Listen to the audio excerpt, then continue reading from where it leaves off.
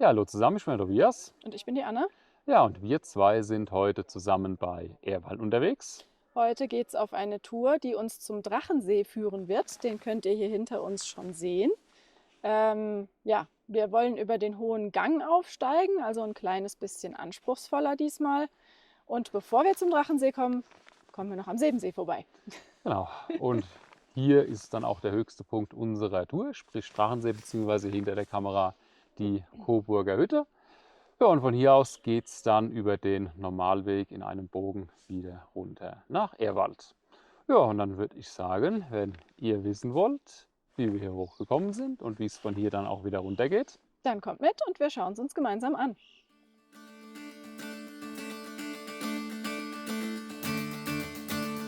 Start unserer Tour war an der Talstation der Ehrwalder Almbahn.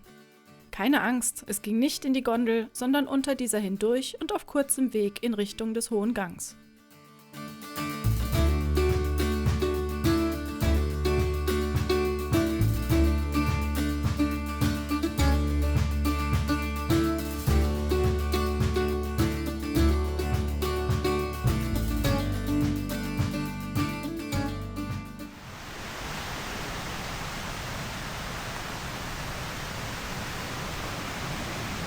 Erst über den Hohen Gang, vorbei am Sebensee, zur Coburger Hütte und dem Drachensee. Auf geht's!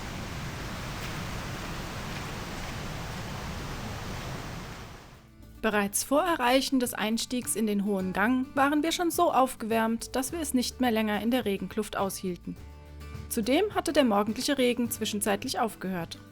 Kleiner Spoiler: Der Regen sollte uns heute immer mal wieder beehren. Vom Regenschutz befreit ging es dann bergan. Erst noch kurz über Wiese, dann im Wald über Stock und über Stein und schon mit ordentlich Steigung.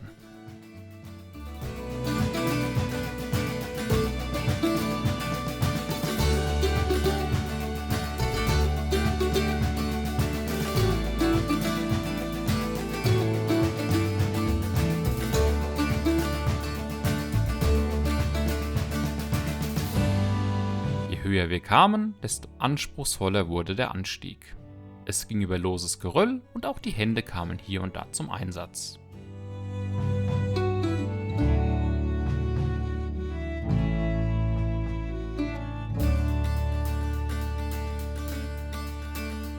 Am Rand eines steilen Geröllfeldes aufsteigend, näherten wir uns langsam dem versicherten und anspruchsvolleren Teil des Hohen Gangs.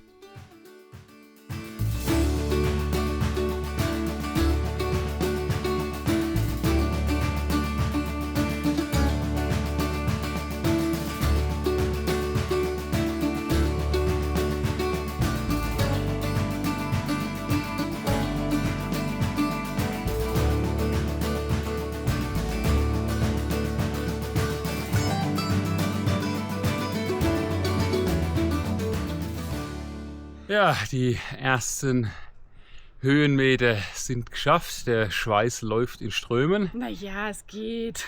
Also bei mir, Anne ist immer noch tiefenentspannt. Und jetzt hinter uns geht gleich die seilversicherte Ja. Passage los. Wobei, was etwas beunruhigender ist, ist das, wie es hier drüben runtergeht. Deswegen haben sie da auch die Seile. Weil eigentlich ist das da oben zu laufen jetzt nicht schwieriger als bisher auch, nur man hat halt diesen plötzlichen Abhang nebendran, ja. Genau. Ganz kurz zur Schnaufe, dann geht's weiter. Am Einstieg der versicherten Passage querten wir, einem schmalen Felssims folgend, den nahezu senkrecht abfallenden Hang zu unseren Füßen.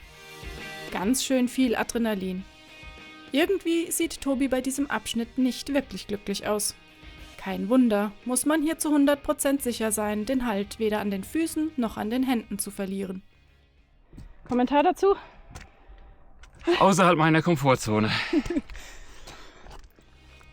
Dafür hat er sich aber sehr gut geschlagen, oder?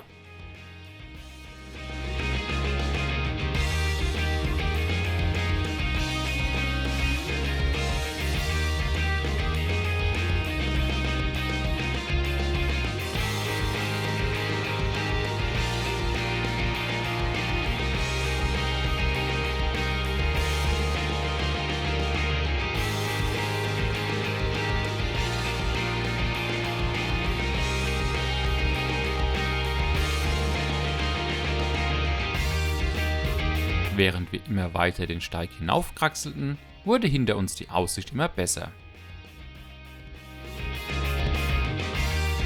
Hier seht ihr den Berg Daniel, den höchsten Berg der Ammergauer Alpen. Und hier rechts davon die Zugspitze.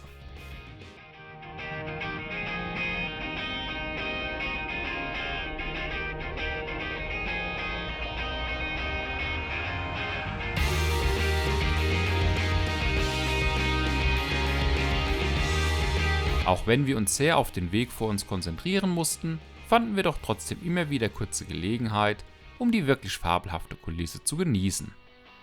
Im Fall von Anne gar zu strahlen wie ein Honigkuchenpferd.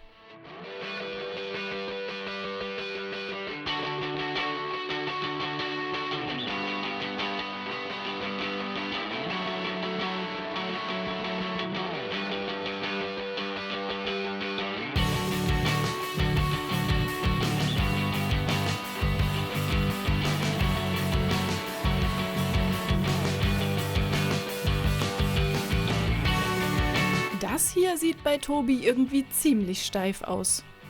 Elegant ist anders.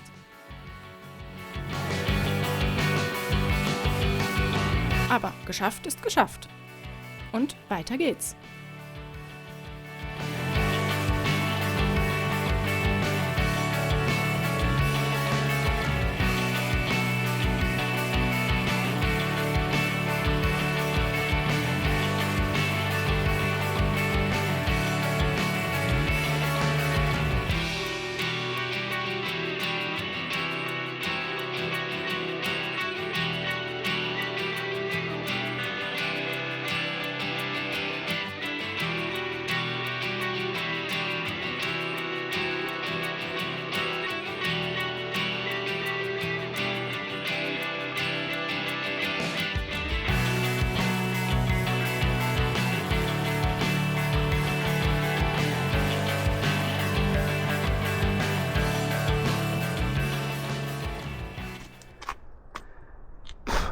Locker. Alles locker hier. Ja, muss mal gucken. Ach, das rettende Seil.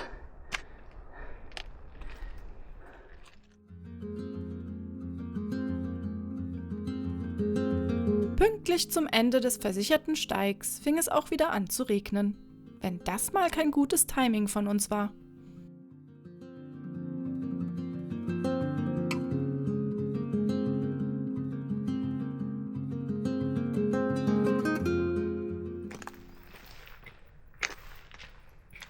Beim Klettern war ich beschäftigt, da habe ich mein Bein nicht so gemerkt. Was ist da los? Schmerzen im Bein? Anne humpelt? Na, hoffentlich ist es nichts Schlimmes. Nicht, dass sie vielleicht Probleme bekommt, wieder zurück ins Tal abzusteigen, wo wir den höchsten Punkt der Tour noch nicht einmal erreicht hatten. Noch ging es jedenfalls weiter.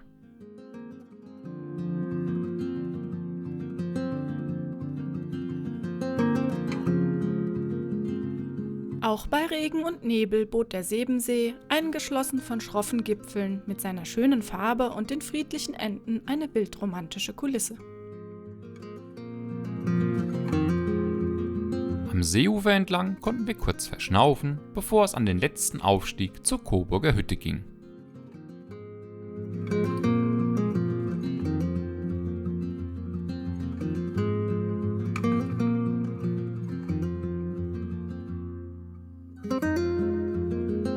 Tobi schaltete direkt wieder in seinen berüchtigten Berggang, was ich dieses Mal aufgrund der Schmerzen in meinem Bein sogar ganz angenehm fand.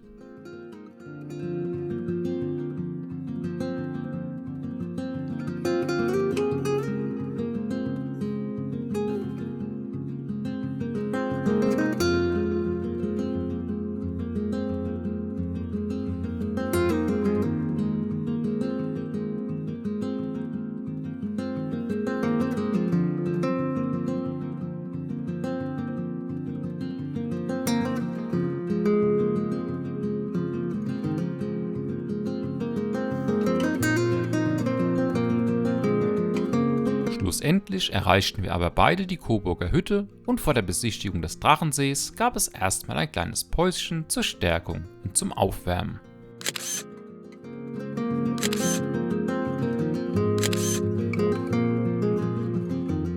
Der Drachensee mag zwar kleiner sein als der benachbarte Sebensee, farblich macht er aber einiges her.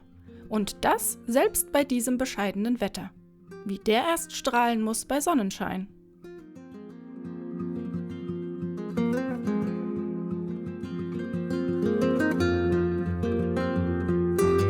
Nun ging es wieder bergab. Zunächst wieder auf dem Weg, auf welchem wir zur Coburger Hütte bzw. dem Drachensee aufgestiegen waren und danach auch wieder ein Stück am Sebensee entlang.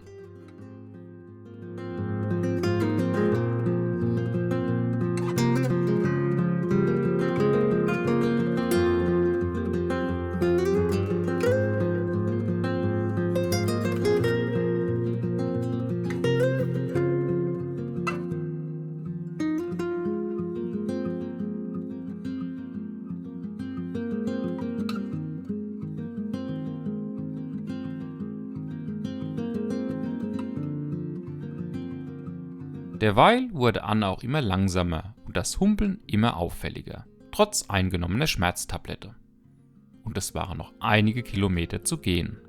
Zum Glück hatten wir bereits zuvor geplant, den Rückweg nicht wieder über den Hohen Gang zu gehen, sondern dem Normalweg in Richtung der Ehrwalder Almbahn zu folgen und von der Bergstation weiter ins Tal zu wandern. Als hätten wir geahnt, dass ich schwächeln würde.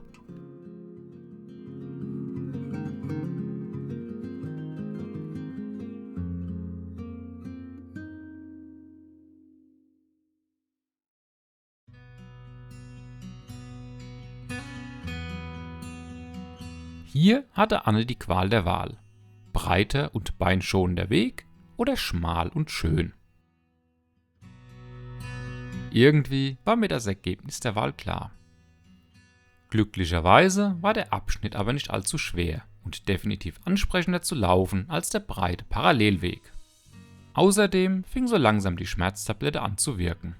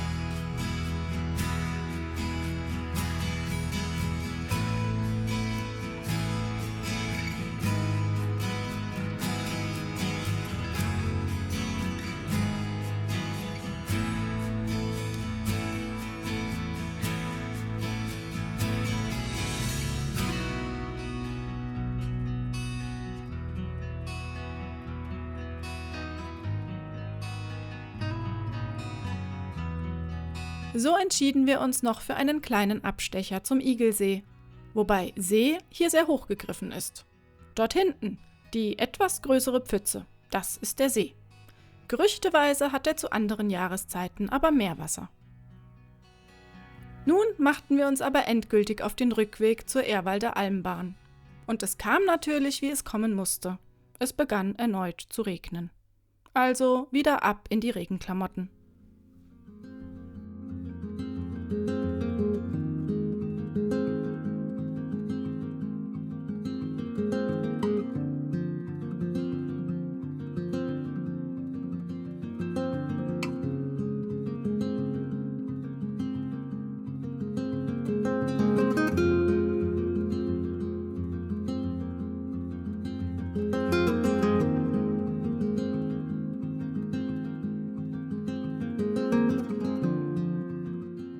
So, die letzten 2,5 Kilometer stehen an.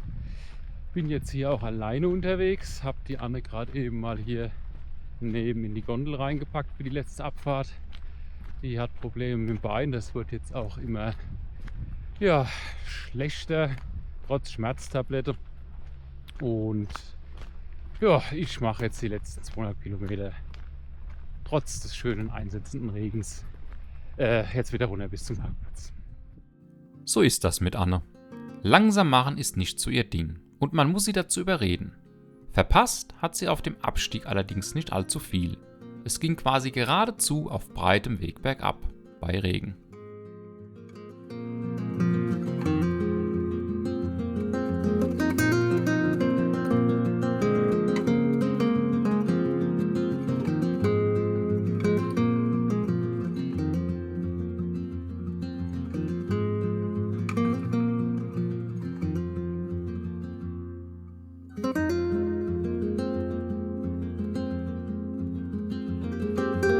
Unsere heutige Wanderung liegt in den Alpen, genauer im Mieminger Gebirge bei Ehrwald, südlich der Zugspitze.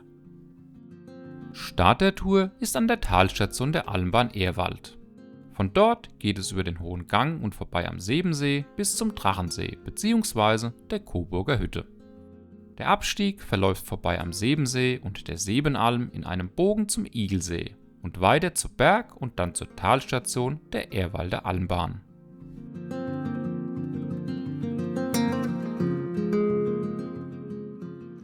Ja, da haben wir es geschafft. Der Drachensee ist erwandert und wie ihr hier seht, ich habe die Anna auch wieder eingesammelt. Ja. Ja, Anna, was würdest du sagen? Wie war denn unser Weg heute?